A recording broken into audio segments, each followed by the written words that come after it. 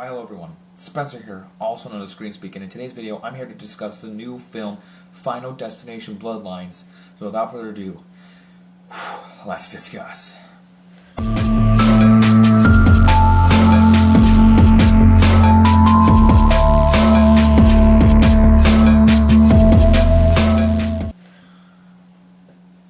Alrighty everyone, so I'm back with a horror movie review, and this one is not the first. It's not the first horror film I've seen. I've seen plenty, but I am a horror aficionado. I started it back in COVID, and I didn't grow up watching horror films, and I enjoy them. This is my first Final Destination film, watching all the way through. This is the first Final Destination film I've seen, beginning to end, in the theater. And, my God, I was on the edge of my seat the whole time. It's pretty much from, like, minute 15 or so, like, the first opening 15-20 minutes is this arc, this origin of the grandmother. And they're young, the grandma's young, like, mid-20s, they're getting married. And her and her husband, her and boyfriend get married, propose, and this place called the Skyview, this big tower. And man, it's scary, but like, I don't need to watch the other Final Destination films. I watched a kill count on YouTube before going into this, which was perfectly fine. But this movie really felt streamlined, where I've been hearing reviews like, oh, this is sensical. Like, it focuses on the plot, like, it takes its logic seriously, and it does. The score by Tim Wynn, unbelievable. Like, it's a basic horror movie score, soundtrack, but it's one of those where you're listening to it like, this is eerie, it's tense, and that's the thing about this movie, it's tense. And I'm watching it, going, like, the first act, the first first set piece, when I'm in the Skyview, and I'm losing my crap, going, oh, like, there are lots of scenes where I'm like, oh no, and it's crazy, and I was like trying to do this, and I'm like, oh my God, but what they do with this origin with the grandma, like I said, the whole movie's tense, but I feel like more than anything, it kicks you off to try to get you pulled in. And that's something I didn't know. I don't know how any film's going to play out, but sometimes, especially with Thunderbolts that just came out, you're like, okay, this could be the opening act, this could be the middle act, this could be the second act. But Thunderbolts also started slow. Like, I didn't know where, like, it didn't kick off like with an action scene. Sometimes there can be movies that start with an action scene, movies that end with an action scene. This just starts, I mean, you see him in a car, and I love the setup they do, like the setup and the payoff too, like with it starting with the train track and with it ending with the train track, and with the Penny recurring theme. Oh, it's so good. By the way, though, I'm gonna skip around a little bit, but the guy with the tattoos, we see that in the trailer. That was like the first trailer, though. I really loved his character. Specifically, the fact that he doesn't die twice, and the way he does die, again, this is a spoiler review, so if you didn't, people die in this movie, shocker, I know. They die in all these movies, guys. They all die in the Final Destination movies. They're all dead. The movie needs nothing. They're dead. Alright, so seriously. So how the tattoo guy dies, he doesn't die in that scene we see in the trailer. He doesn't die in the second trailer when he doesn't die in the tattoo place. There's a big fire. It's crazy. And then he doesn't die by the car going by him on the road. He dies by, and then they're later in that same scene on the road, there's a garbage truck, and the granddaughter of the grandma who, from the origin, she's like, oh, that could lead to this. The rake could pull what was it, like the tree cutter could hit the leaf blower guy, and the leaf blower could blow the soccer ball into the face, and it hits a girl jogging, like one of the neighbors that, like, I'm done with you, goes jogging and tumbles into a trash can, into the garbage truck picks up, and then her head is crushed. They're trying to run and save her, and the garbage truck crushes her head. And it's like just the most like, oh my god type of scenes. Like I'm like, holy. So that's just one of those. It's just a movie like that. It keeps you on the edge of your seat. And you might say, well, didn't they always do that? Yes, they kind of do.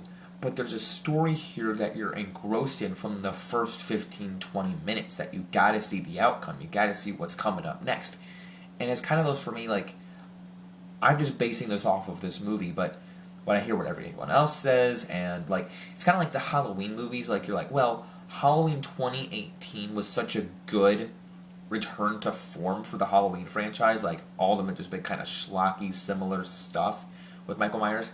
And then we got Halloween Kills and Halloween Ends, and we know how that turned out. But this movie, Final Destination Bloodlines, has a lot of great stuff in it. And also one of those, I will say, because I was like, oh, well, I saw the tattoo stuff in the trailer, and I saw, the barbecue scene in the trailer. But I think as I was watching this going, the tattoo scene was a little forced, or not forced, but a little, like, okay, repetitive, because I had seen it in the trailer. But there's a couple of scenes, like the barbecue scene and the tattoo scene. I will say that the tattoo scene, when I say tattoo scene, I mean like in the tattoo shop. He's not getting a tattoo. He does a tattoo, so it's a tattoo scene. He survives that, so it's the delay of, you don't know from the trailer, you expect he's gonna die, but he doesn't die in that scene, and then he doesn't die in the road either. The barbecue scene, the dad dies, which you see on the lawnmower. You don't see him actually get injured in the trailer, but you suspect that he is, because the lawnmower, the whole Rube Goldberg thing. By the way, I love the Rube Goldberg-esque technique, by the way. It's just brilliant, and I could see everything coming, like, oh, that's going to happen. Like, the floor's cracking in the beginning, and this, and this, and this. This is brilliant. I'm like, oh, the piano's going to fall. The piano falling on the child, crazy. I was like, oh, the piano's going to fall. The kid made it down the stairs. I don't know how he made it down the stairs by that falling building, by the falling sky view. I don't even know. But then he gets crushed by I almost said hamburger. I don't know why hamburger came to mind. It got crushed by, maybe it was cloudy with a chance of meatballs. Maybe hamburger fell and crushed him. I don't know. But the piano came down and crushed him. So as I was saying about the barbecue scene, was that their uncle, the cousin's dad, and the Stephanie's uncle, gets killed by the lawnmower. But how the outcome of that was, obviously they go to a funeral, but I liked Stephanie looking in the book and her going, oh shoot, I have to go to them, because I thought she was at the house. I'm like, well, why not just go outside to the barbecue? I didn't realize she wasn't there at first, and then she's driving there, and I'm like, oh, like she's getting clues, so she's gonna go there. Like, I didn't, watching the trailer, I didn't realize that. I mean, yes, in the trailer we get the book, but then it's like how the movie plays out. Like, okay, I understand the scene more, even though it felt repetitive from the trailer. I get more info and story narrative to get me invested and involved. So I like that. Also, another thing was, it's like, some people say, well, is it exposition heavy? Is it rushed? No, it doesn't feel slow. It feels, I will say, I loved the characters in this movie. I love them. The tattoo guy, you think he's going to be a bit of a douche, but he's not. He's really funny. The bromance between him and his friend, or him and his brother. Was it him and his brother? Him and his brother. Apparently the tattoo guy's not the same, doesn't have the same dad, but you find that out later. And it's like him and his brother, friend, maybe brother. I remember it was like brother. I think it was his brother. So they're in the hospital. By the way, this dude, the tattoo guy in the hospital, drove me nuts. I was like, well, actually, it wasn't his fault. It wasn't his fault, because the MRI machine turned on, and then he has like Full Metal in him. By the way, was this dude like having Wolverine claws in him? Like, what were these tubes? Maybe it was his organs, but I'm gonna have to go watch this scene again. And I'm like, there's like tubes coming out of him. What the WTF? What? I don't know. I'm going, what? Like, he had nipple piercings, a crotch piercing. I didn't even know. A nose piercing, earring. I'm like, what is going on? Like, obviously the regular piercings, I got that, but I'm like, what's going on with this crotch? What's going on with this organ? Like, there's tubes in him? I was confused, but it was gnarly as crap. And beyond that, the hospital scene was nuts. And then, the vending machine where they got the peanut butter. Again, you probably don't know what I'm talking about. Like, what? The brother of the tattoo guy had a peanut allergy, so they're trying to make him die by eating peanuts. And the vending machine, I thought it was going to fall on them and crush him automatically, the allergic dude. Then he's eats it, and he's suffocating, and then the tattoo guy with all the metal, whatever metal is inside him, just gets sucked into the MRI machine, and then the nurse comes like, what's going on here? And she opens the door, and the vending machine, like the spiral thing, just goes straight into because the guy who's allergic stabs himself with the EpiPen, gets shot in the head with the little rotating thing from the vending machine, and I was like, whoa. But the way this movie ends with them going back to the grandma's cabin and trying to make themselves survive, and the mom of Stephanie dies, and then basically the surviving people are, there's like this big explosion, and I kind of like the parallels where they have to go back to the cabin. Kind of made me think, though, of Halloween Ends, or Halloween 2018, because there's the cabin from the old house, cabin-ish type place where, whatever her name is. What is her name? Oh my god. Jamie Lee Curtis, there you go. Jamie Lee Curtis had in that movie, and that burst into flames, too. Kind of reminiscent, and also kind of reminiscent to the beginning of the film with the sky view where it bursts into flames, so it's cool. I kind of like how it paralleled its own film, also another film too. I like that. And so the last surviving, and there's an explosion, and the RV does a tumble, and the two remaining surviving people are the brother and sister, Stephanie and her brother. I actually can't remember his name. I'll know it when I look it up again, but again, not Dylan. I don't know. He looked like a Dylan. I don't know. He's a guy, and so then they cut to his prom. She puts in, the flower and cuts herself just like Iris did with the grandma at the beginning. So then you get this, more Rube Goldberg thing with the penny. It's fallen down. This woman, I think it might have been, it wasn't the woman I thought it was the woman from the hospital, but maybe another woman. I just had a brain fart. I was like, oh, is that, when I watched it, I was like, oh, is that the old woman from the hospital? I was like, no. Or maybe it was, because she picked up a penny. Maybe it was, because it felt like that's what they were going for, was the old woman that picked up the penny at the hospital. Maybe that's what it was. Correct me if I'm wrong. And then she goes, I'd like to buy a cookie, please. Penny falls, gets stuck in the train tracks, like I mentioned earlier. Train tracks at the beginning, with before Skyview, with the car, and train tracks at the end. It gets stuck, and train goes off the track. There's like this old car, like at the beginning. She sees a car. She sees a dress that her grandma was wearing from her dream, and the train just goes off the rails. And they have to, again, the brother and sister, Stephanie and the brother, have to run and avoid the train crash. There's a crash. They're like, are you okay?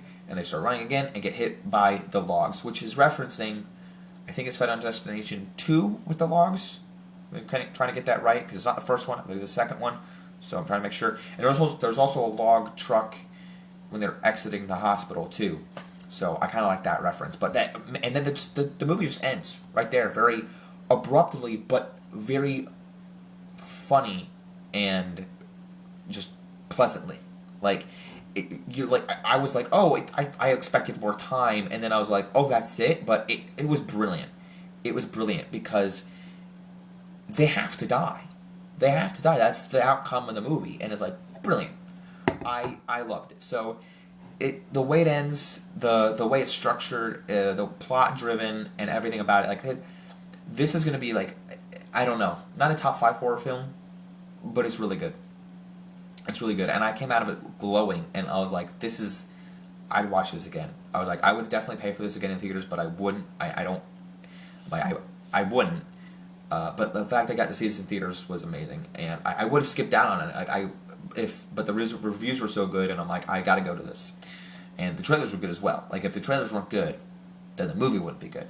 But the trailers I thought were great, the reviews were great, and I had a great time at this. So that's my review for Final Destination Bloodlines. Let me know if you have seen it.